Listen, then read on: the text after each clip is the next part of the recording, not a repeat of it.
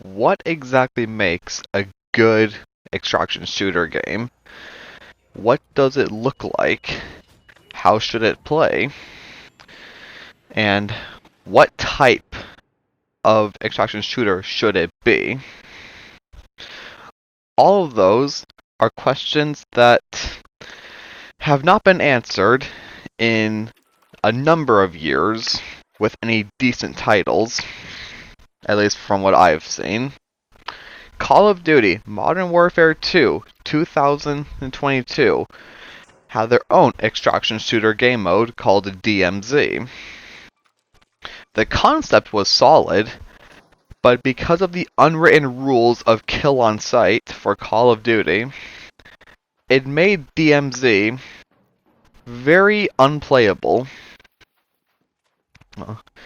Various other titles have tried an extraction shooter concept, but none can really get it just right until Arc Raiders. Arc Raiders managed to get the extraction shooter type to work, and because of how new it is, there are no unwritten rules, which allows the game to actually be playable on top of everything else that Arc Raiders has that makes it one of the best extraction shooter their games made, and probably one of the best shooter titles, or one of the best extraction shooter titles that there is. So how is Arc Raiders this good? Well, let's begin with the game's graphics. The graphics are very top quality.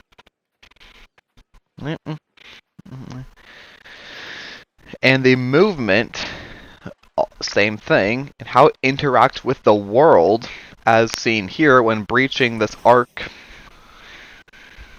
probe.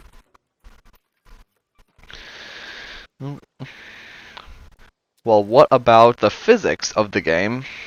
The physics are also very good, as when an arc gets one of the rotors destroyed, it reacts in a very realistic manner. Yeah, man, I'm trying to find Sentinel firing course. The physics of the player for the world building is also very good, as seen with the arc probe. The hammer was quite spot on the breachable area of the probe. It's not just hitting the probe in a random location and waiting for something else to explode. Now that's not really a lot, but that is a very important factor when making a good game. Make sure the physics, the world building, the aesthetics, everything needs to be working with everything else. But the real part of what makes Arc Raiders good as an extraction shooter title is how exactly they made the extraction shooter part to work for all different types of players. Whether you are the chill, still PvE player like I am, or a PvP hardcore demon who shoots everything that moves, no matter what it is. This game tailors to all of those different players. The biggest part that makes that possible is because of the aggression-based matchmaking.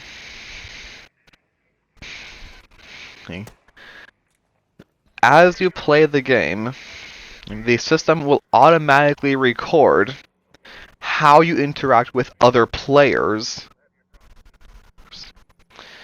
and it will take all that of that data across several games and analyze what your play style or play pattern is. Do you shoot other people on sight? Do you talk to them first? Or do you just completely ignore them? The game takes in all the information and separates the player base into multiple different lobbies between hardcore player versus player demons that shoot everything that moves to PvP, PvE lobbies where people are unsure but don't shoot on sight. However, they're always ready to fight back if needed. And PvP lobbies, PvE lobbies, sorry, where no one is on alert. They know you're not going to stab them in the back. You're all there for the same thing, just to gather resources and do objectives. That is what makes Arc Raiders very unique. Unlike my previous example, Call of Duty Modern Warfare 2 DMZ. DMZ put all players in the same lobbies, no matter what. Whether they are, again, a hardcore PvP demon, or a PvE player who's just trying to get their missions done and just find resources and money. The game doesn't care. Which makes DMZ very unplayable for someone who's not a PvP demon like I am. It makes it very difficult to actually do anything in DMZ.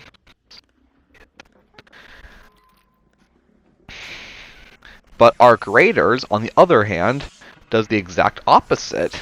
It does split players into all different sorts of lobbies based on their aggression level. Well,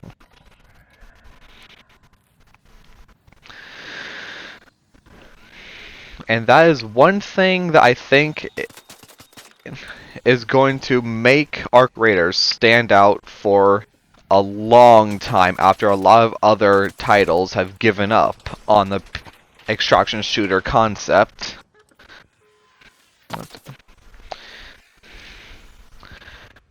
One other thing that makes this title stand out is how quickly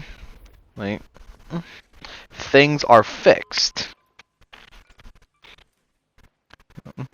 Ever since the game dropped, there is one locked door on a damn battlegrounds that needs a key card. Is being wrecked by a rocketeer somewhere. However, people have figured out multiple ways to break into that room without a key card and unlock the door from the inside. Right. Now, that's not the intended way. But probably because fixing the door itself is a little bit more complicated. Embark fixed that glitch by keeping the glitch in there for now. Most likely to fix it later, but instead they made the inside of the room on fire, so a player gets incinerated before they have a chance to even do anything once they break into the room. I'm sure that's just a temporary fix, and they're probably working on a more official fix by making the door or non-breakable, if that's the right word. But it shows that Embark knows what they're doing.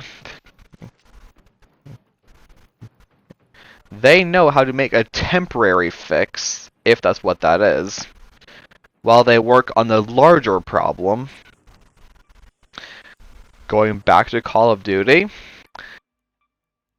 in recent titles, Call of Duty has not done that exactly. Now, yes, there are some exceptions,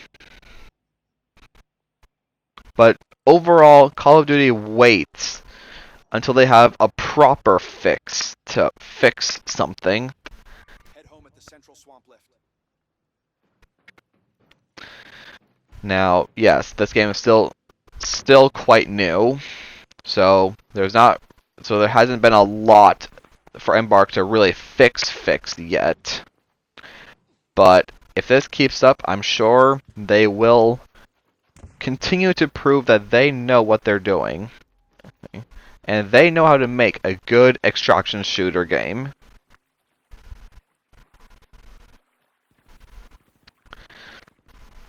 Now, let's talk about the theme of the game and why it's different, but why it works best compared to any other theme they could have done.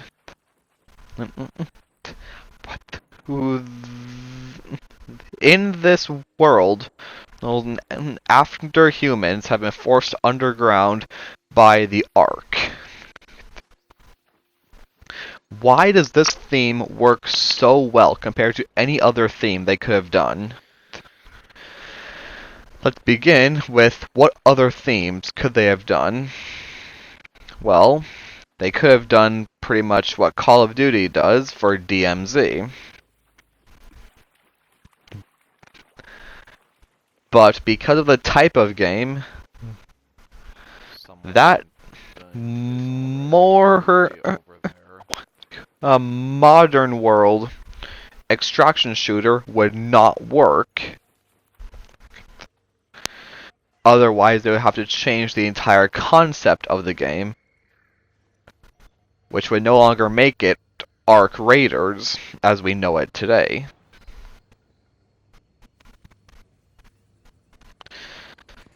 However, the post-apocalyptic theme that they have now does work because it makes sense to have small groups or solo raiders on topside scavenging for resources around the map.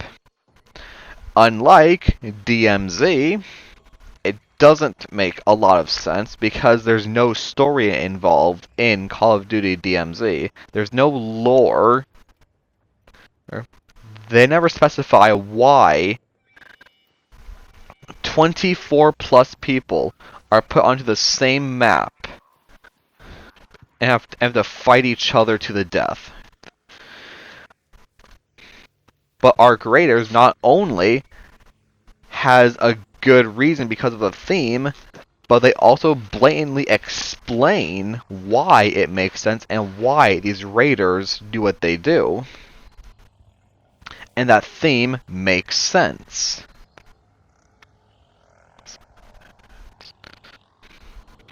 All of the resource gathering so far makes sense, unlike Call of Duty DMZ, where the chests could have random things, like you could find a screwdriver in the drawer of a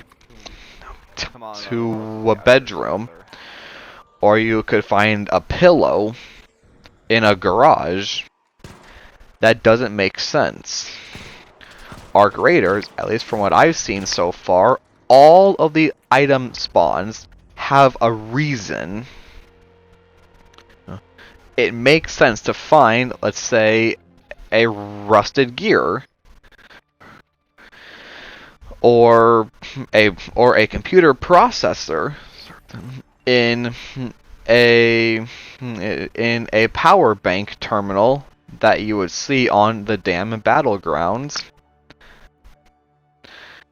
and not find those processors in, let's say, Buried City, which is more residential. Well, because Buried City is residential, mainly, you find more residential themed items.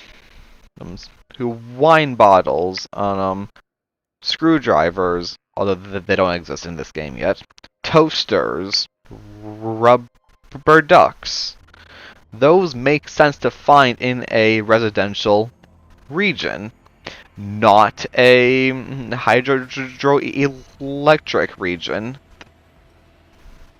And same thing with rusted gears, rusted tools, processors.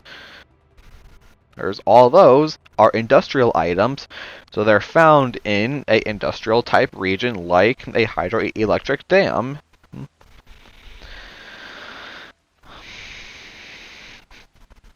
So all of the item drops make logical sense.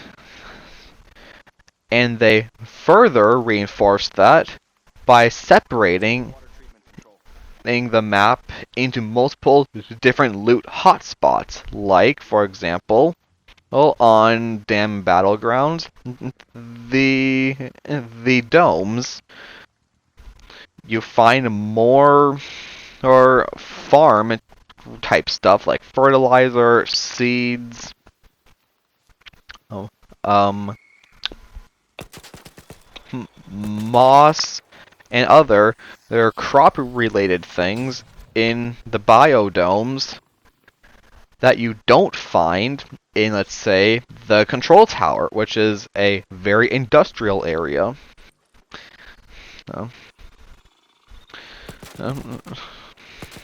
So they separate the map into those chunks of industrial, residential, and a lot of other things. I don't remember what the other tags are offhand, which further helps them specify what loot is found where. And same thing with the arc. You only find arc-related components like arc power cells, arc alloy, hornet drivers, wasp drivers, laser pulse units. You only find those arc components out of the arc. You're not going to find them in a random chest like this one here that I just cracked open.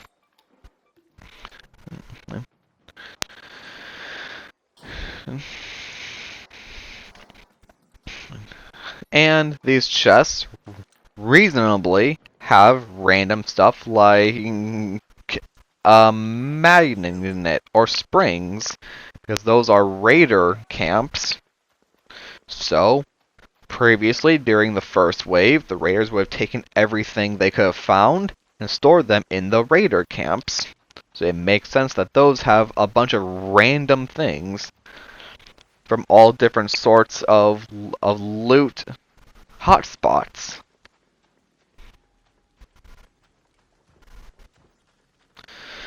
Now that we've talked about the loot, let's talk about the combat now. And I mean really talk about the combat. The combat mechanics are very good. If you shoot a wasp with a heavy round, which for this video I'm just going to specify a heavy bullet is, let's say, a 50 cal BMG.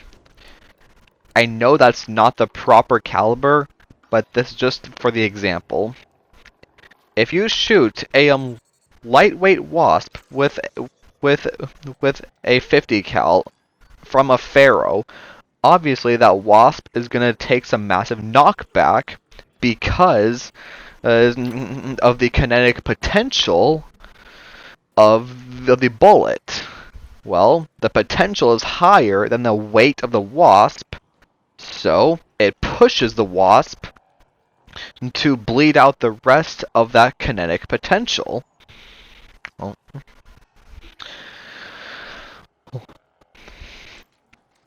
And same thing with a full auto gun like a Rattler, for example.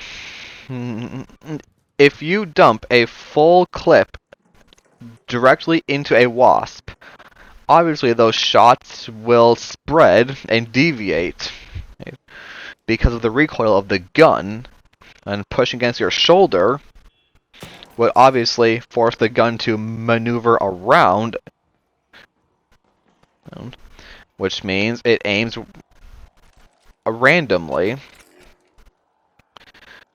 So if you shoot the same wasp with 12 rounds from a rattler, the wasp will react to each of those shots wherever they hit.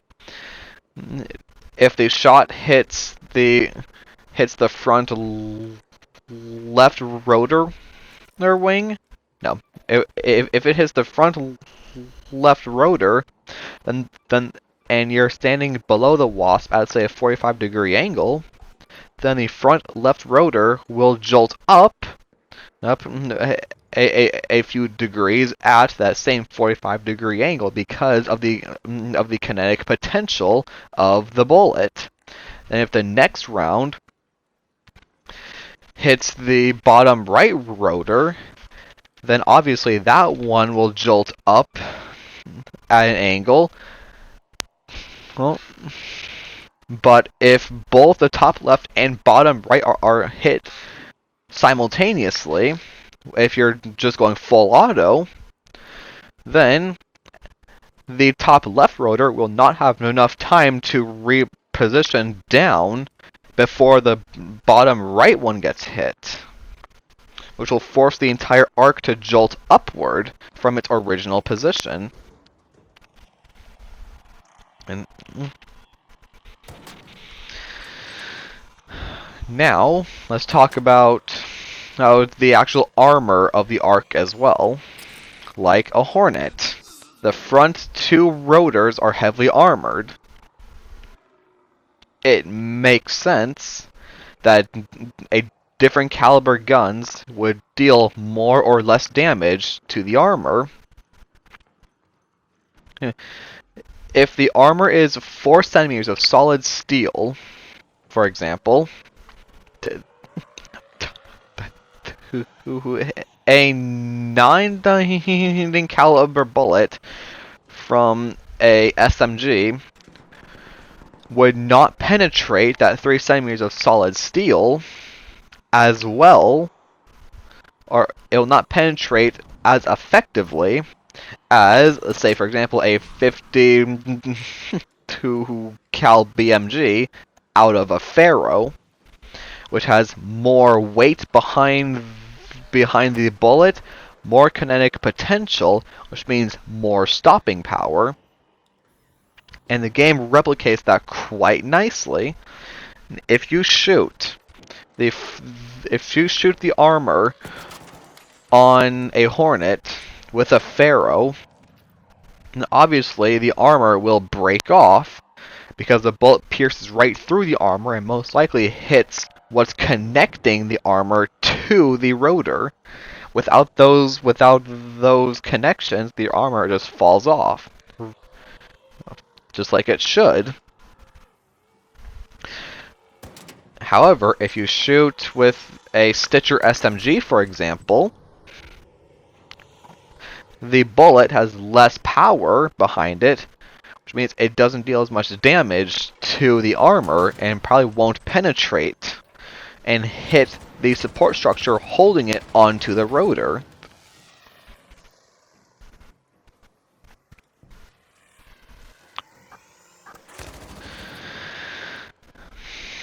Now let's talk about the guns themselves at the same time. And the physics of the guns. Let's begin with the wear and tear or rust on the guns. If you see the reloading animation of a Pharaoh 1, you know how the Pharaoh is a break-open gun.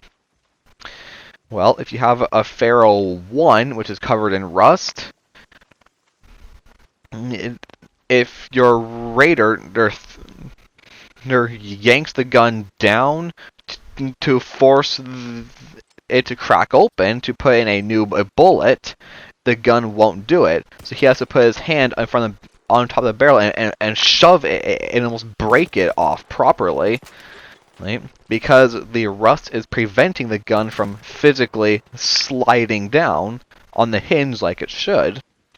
However, if you have a a Pharaoh 4, which has no rust and is in pristine condition, then your Raider just flicks the gun down once, then it cracks open on the hinge, goes all the way down, put a new bullet in, and flick it up to close it with minimal effort.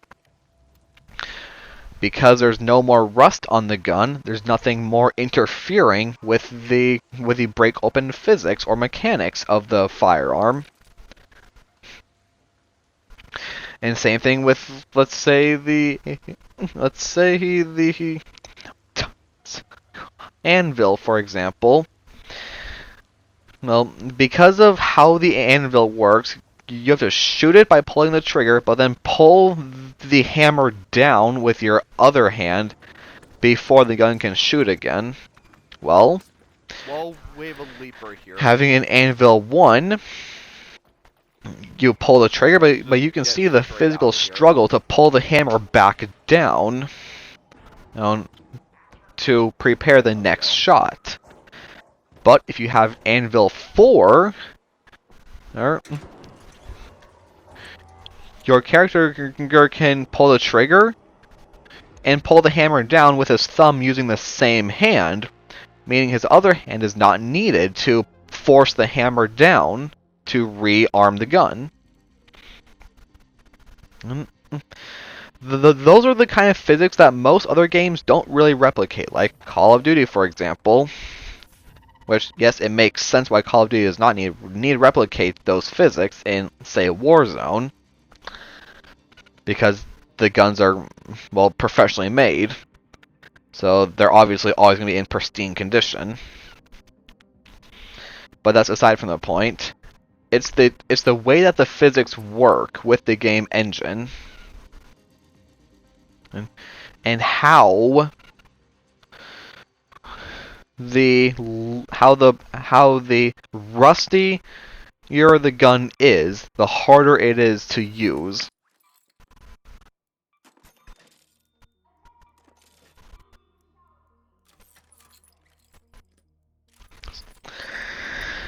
That's really all I have for the pros of the game, but I do have some cons that I do want to talk about. First of all, occasionally the character model does break a little bit, and he runs or climbs or walks in a very weird way. And I know it's not how the character is supposed to work. As you might have seen during the first raid of this video, when I was heading to the swamp extraction elevator, you could see the character was not really reacting a whole lot. He wasn't properly climbing over obstacles like he should normally, instead he just almost stepped up those obstacles. But that was a very small visual glitch that I'm sure Embark is working on trying to fix at this moment. And there are times when the servers break a little bit, forcing the player to rubber band. But I'm sure that's just a problem with our internet. That's not a problem with the servers themselves.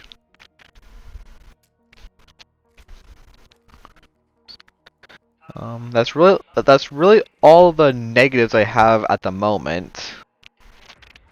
Oh, I did forget to say something about the game's voice chat as well. The voice chat is also outstanding. In Call of Duty, for example, Call of Duty Warzone, the voice chat with your teammate is pretty much the exact same thing. They can hear you up to a distance of, let's say, 100 meters. Beyond that, they can't hear you. But if you're 10 meters away or 100 meters away, your voice is still the exact same. That's not very realistic. Arc Raiders, on the other hand, actually takes into account the environment. And and how loud you're speaking into your microphone will adjust how the voice chat works. If you're out in the open on top of the control tower on a damn battlegrounds, well, obviously you're gonna hear your voice echo a little bit, but not a lot, because it's only bouncing off the concrete on the floor. There's nothing else around you for the sound waves to bounce off of and reflect back to your ears. However, if you are standing in if you're standing in one of the corridors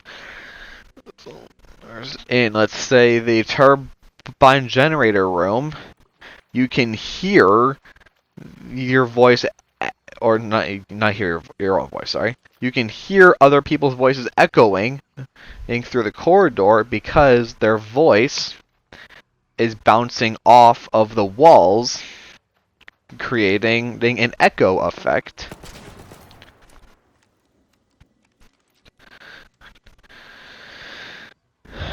The game also takes into account any walls or obstacles between you and anyone else.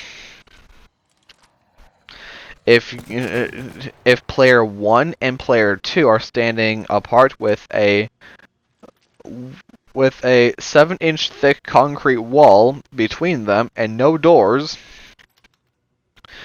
then player 1 will still be able to hear player 2 talking, but the sound will be very quiet because the sound waves need to travel through the concrete, which obviously it will absorb some of the sound, but not all of it. Or if the players have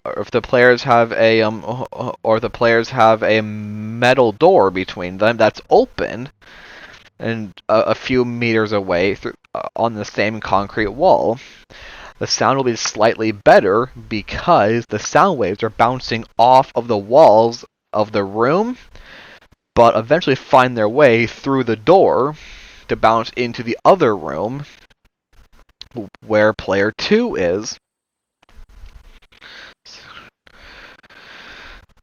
And obviously, if the game takes into account all that, then obviously your distance apart matters as well. If you're 2 meters away from a player, they can hear you quite clearly. But if you're 15 meters away, your audio is quieter for them because you're further away. Yeah. And the game also takes into account how loudly you're speaking into the microphone. If you're whispering or being very quiet, then the game will send that quiet message to the other players and adjust as needed. But if you're being very loud into the microphone, then obviously it will pick up that loudness and send it through quite accurately, so people can hear you from further away.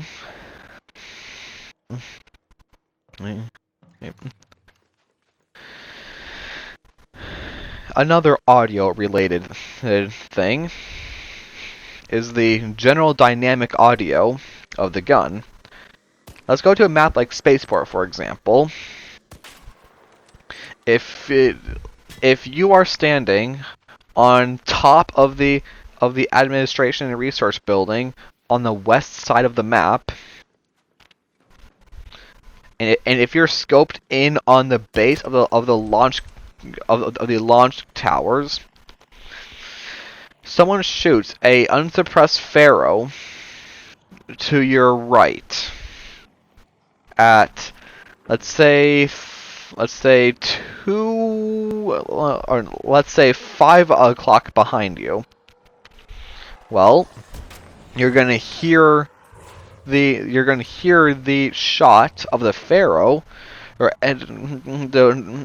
be echoing throughout the map because of how sound works.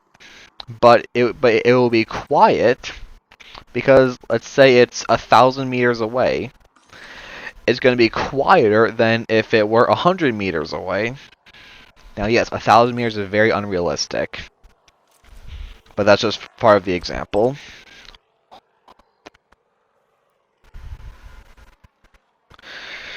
Because of the dynamic audio of the game, you can identify what kind of gunshots you're hearing. Are you hearing arc shooting at a player, like a wasp, for example, or are you hearing a player shooting with a rattler, for example? Are they 10 meters behind you, or are they 75 meters in front of you? You can almost gauge their direction and distance depending on how loud and where the shots are coming from.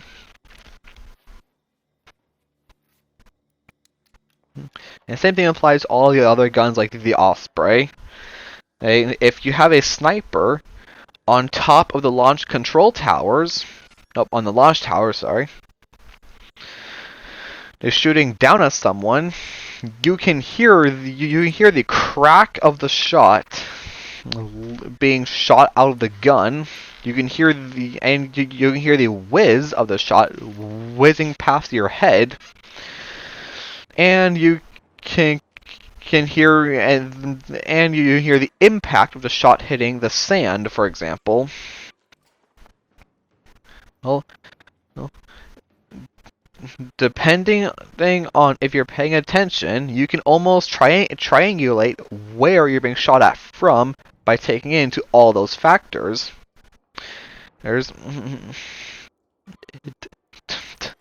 If you hear the shot coming from your north, no, or if you hear an initial crack to your north, but you hear the shot whiz past your head and land behind you, you don't know where exactly from the north the shot came from. But if you move 75 meters to your left, then you hear the crack of the shot, but this time it's a bit further to your right. Right? And you hear the impact of the shot, it's to your left. Okay, if you move 150 meters to your right, you hear the crack of the shot on your left, but the impact to your right. Taking into account all that, you can then triangulate the target is in this building and estimate this window right here. And if you look through it, and if you look at the window, you'll see a sniper peeking. It's because of that dynamic audio really does make the immersion of the game even better.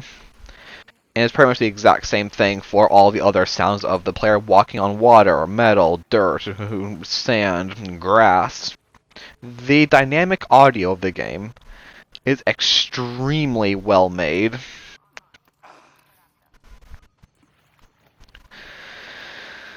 So now my final review. I have to give Arc Raiders a solid 9 and 9.5 out of 10. Just because Embark thought of literally everything, including the emote wheel for people who don't use voice chat. They thought of everything that an extraction shooter would need for any type of player as well, being a PvP demon or a PvE casual. They separate to make the game playable for all different types of people. And I do see Arc Raiders having a very good and long main life cycle.